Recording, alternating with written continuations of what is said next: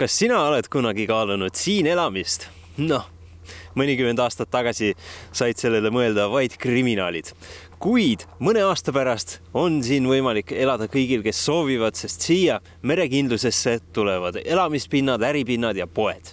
Et siin oleks ka tulevikus silmailu, siis alates jaanuarist on Eesti Kunstiakadeemia tootedisaini tudengid toimetanud merekindluse välialade mööbli disainimisega. Mööblilahenduste esitlusel püüdsid pilku taimekastiga vahesein, mitu eriotstarbega istet, liigutatav müügikäru ja linnuhotell. Need asjad, ütleme, et siis istemööbli eriti oleks pidanud soosima pikaajalist istumist, et inimesed tunneksid ennast seal hästi, et nad ei tahaksid, et nad ei kiirustaks läbi, et nad seal nagu vedaksid aega.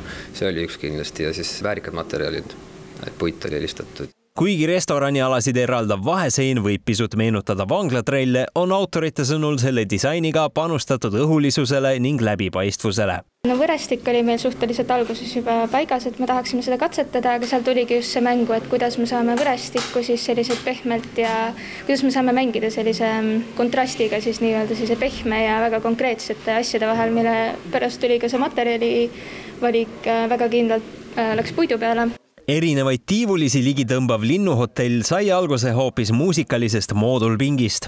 Kuna selle ots kerkis taevasse, tekkiski mõte, et muusikat võiksid seal hoopis linnud luua. Lootus on sinna meelitada rohkem piiritajaid. Ornitoloogidega võtsin ühendus, otsisin läbi interneti erinevaid organisatsioone ja saingi vastuse, et üks kindel lind, mis võiks sinna tulla, on piiritaja, siis piiritajate